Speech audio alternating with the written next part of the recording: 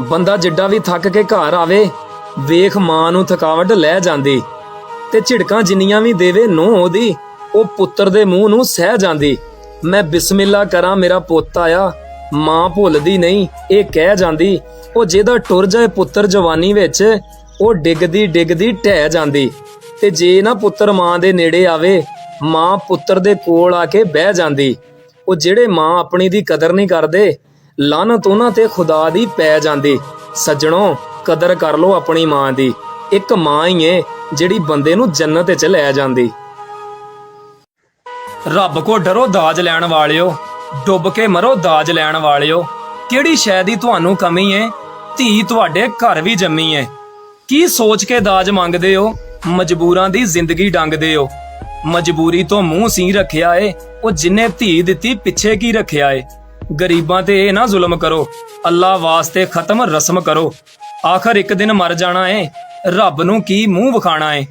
ਤਲਖ ਲਹਿਜਾ ਮੇਰੀ ਮਜਬੂਰੀ ਸੀ, ਪਰ ਇਹ ਗੱਲ ਕਰਨੀ ਜ਼ਰੂਰੀ ਸੀ। ਕੁਝ ਬੁਰਾ ਲੱਗਾ ਮੈਨੂੰ ਮਾਫ ਕਰਿਓ, ਪਰ ਵਸੀਮ ਥੋੜਾ ਜਿਹਾ ਇਨਸਾਫ ਕਰਿਓ। ਮੇਰੀ ਗੱਲ ਕਈਆਂ ਨੂੰ ਕੌੜੀ ਜ਼ਰੂਰ ਲੱਗਣੀ ਆ, ਪਰ ਹੈ ਸੱਚੀ। ਕਹਿੰਦਾ ਮਰੇ ਤੇ ਮੁਕਰੇ ਦਾ ਇਲਾਜ ਨਹੀਂ ਹੁੰਦਾ, ਤੇ ਉੱਧੜ ਗਿਆ ਨੂੰ ਮਿਲਦਾ ਦਾਜ ਨਹੀਂ ਹੁੰਦਾ। ਆਪਣੀ ਬੀਵੀ ਤੋਂ ਧੰਦਾ ਕਰਵਾਉਣ ਵਾਲਾ ਬੇਗੈਰਤ ਤੇ ਸਰਤਾਜ ਨਹੀਂ ਹੁੰਦਾ, ਤੇ ਰੱਬ ਦੀ ਰਾਹ ਤੇ ਵੰਡਣ ਵਾਲਿਆਂ ਦਾ ਵਸੀਮ ਮੁੱਕਦਾ ਕਦੇ ਵੀ ਅਨਾਜ ਨਹੀਂ ਹੁੰਦਾ। ਉਮੀਦਾਂ ਦੇ ਅੱਗੇ ਟੁੱਟ ਜਾਣਾ ਚੰਗਾ ਨਹੀਂ ਲੱਗਦਾ, ਕਿਸੇ ਦੇ ਅੱਗੇ ਹੱਥ ਫੈਲਾਣਾ ਚੰਗਾ ਨਹੀਂ ਲੱਗਦਾ। ਮੈਨੂੰ ਦੇਣ ਵਾਲਿਆਂ ਦੀ ਕਤਾਰ 'ਚ ਰੱਖੀ ਮਾਲਕਾ, ਤੇਰੇ ਸਿਵਾ ਕਿਸੇ ਦੇ ਅੱਗੇ ਸਰ ਝੁਕਾਣਾ ਚੰਗਾ ਨਹੀਂ ਲੱਗਦਾ। ਕਹਿੰਦਾ ਕੋਠੀ ਦਾ ਨਾ ਕਾਰ ਦਾ ਦੁੱਖ ਏ, ਮੇਰਾ ਦੁੱਖ ਸੰਸਾਰ ਦਾ ਦੁੱਖ ਏ। ਖੰਜਰ ਜਾਂ ਤਲਵਾਰ ਦਾ ਦੁੱਖ ਨਹੀਂ, ਜਿੰਨਾ ਜਿਬ ਦੇ ਵਾਰ ਦਾ ਦੁੱਖ ਏ। ਆਪਣੇ ਦੁੱਖ ਦਾ ਦਾਰੂ ਲੱਭੇ ਜਿਹਨੂੰ ਮੇਰੇ ਭਾਰ ਦਾ ਦੁੱਖ ਏ। ਉਹ ਚੋਰ ਦਾ ਦੁੱਖ ਤਾਂ ਆਪਣੀ ਥਾਂ, ਬਹੁਤਾ ਪਹਿਰੇਦਾਰ ਦਾ ਦੁੱਖ ਏ। ਉਹਨੂੰ ਸੁੱਕਾ ਰੋਖੀ ਸਮਝੋ ਜਿਹਨੂੰ ਵਿਛੜੇ ਯਾਰ ਦਾ ਦੁੱਖ ਏ।